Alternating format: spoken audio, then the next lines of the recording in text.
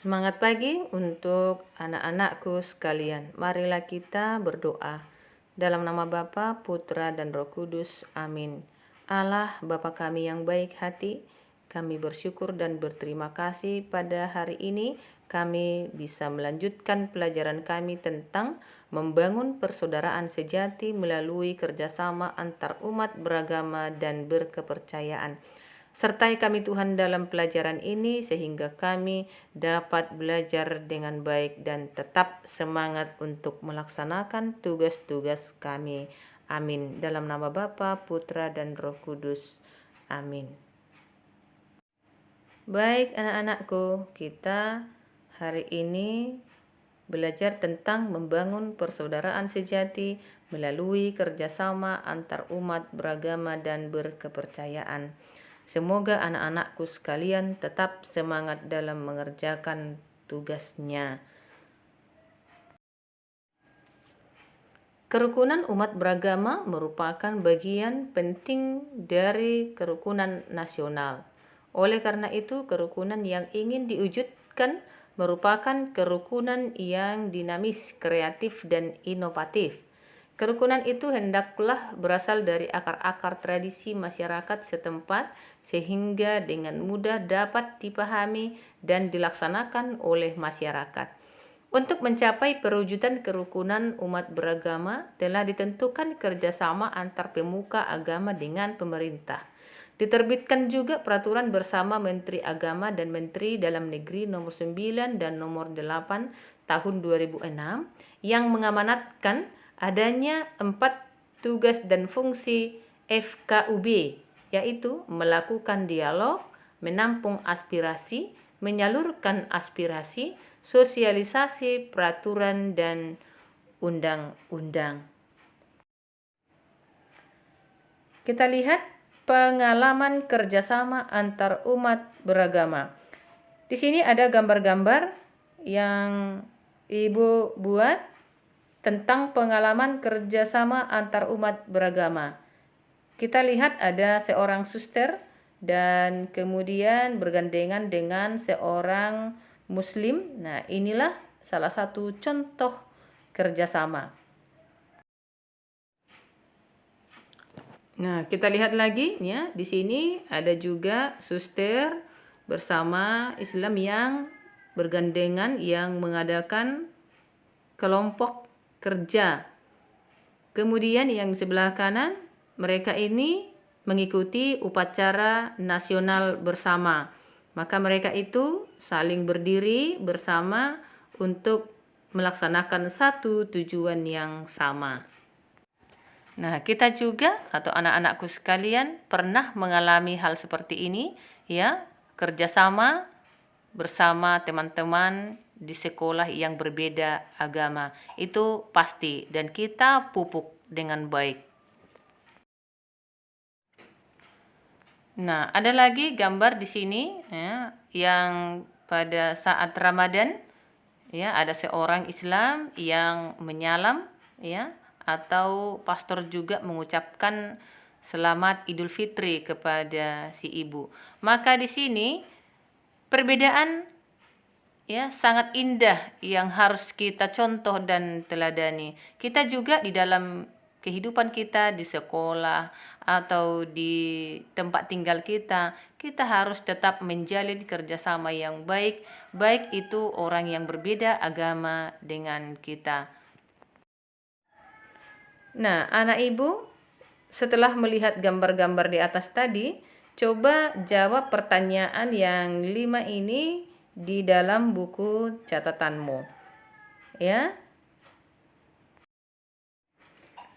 Nah, kemudian kita lihat lagi nomor 2, makna kerjasama antar umat beragama dan berkepercayaan. Kerjasama antar umat beragama dan berkepercayaan mengandung makna hidup dalam kebersamaan. Menganut berbagai agama dan kepercayaan itu harus berusaha membangun semangat dan sikap kebersamaan di antara penganut berbagai agama dan kepercayaan di kalangan bangsa kita. Nilai kerjasama antar umat beragama dan berkepercayaan dipandang sebagai aspek sosial budaya menempati posisi yang sangat sentral. penting dan strategis sebagai kesatuan bangsa Indonesia untuk menjadi perekat kesatuan bangsa yang sangat handal, mampu membangun dan memperkokoh persatuan masyarakat Indonesia yang tersebar di berbagai daerah dan pulau menjadi sebuah komunitas negara kesatuan yang sangat solid. Tanpa ikatan semangat kerjasama antar umat beragama dan berkepercayaan, masyarakat Indonesia akan sangat rentan, rapuh, dan hidup dalam suasana yang tidak nyaman karena penuh rasa kecurigaan, ketegangan, dan bahkan akan sering muncul konflik-konflik kekerasan yang berkepanjangan.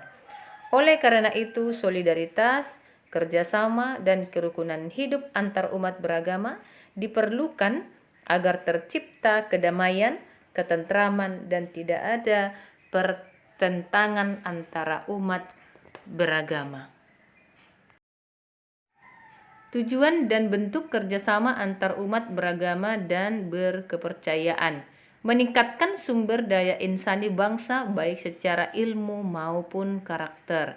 Bentuk kerjasama yang dapat dilakukan adalah membangun hubungan sosial yang tidak dibatasi oleh doktrin agama, misalnya olahraga, seni budaya, bakti sosial, gotong royong, dan banyak lagi yang lain.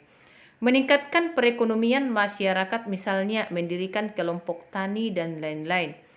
Meningkatkan mutu pendidikan masyarakat, misalnya renovasi sekolah, membentuk kelompok diskusi, kelompok ilmiah, remaja, dan lain-lain. Membentuk forum persaudaraan antar umat beriman. Forum ini merupakan ajang komunikasi, dialog, dan kerjasama antar umat beragama yang bersemangatkan iman terhadap Tuhan Yang Maha Esa. Membangun sistem politik yang bebas dari segala bentuk konflik kepentingan antar golongan dan agama. Kemudian, Natal bersama antar pemeluk agama dan juga aksi sosial seperti menanam pohon, membantu pemeluk agama lain ketika melaksanakan perayaan besar agama, dan sebagainya. Yang keempat, kita lihat hambatan membangun persaudaraan antar umat beragama dan kepercayaan. Hambatannya adalah adanya kelompok atau golongan yang melakukan tindakan berbasis agama, menimbulkan konflik di tengah masyarakat. Contohnya membunuh, merusak, membakar tempat ibadah, melakukan teror, dan melakukan terorisme. Kemudian larangan beribadah dan pemerintah tidak mampu.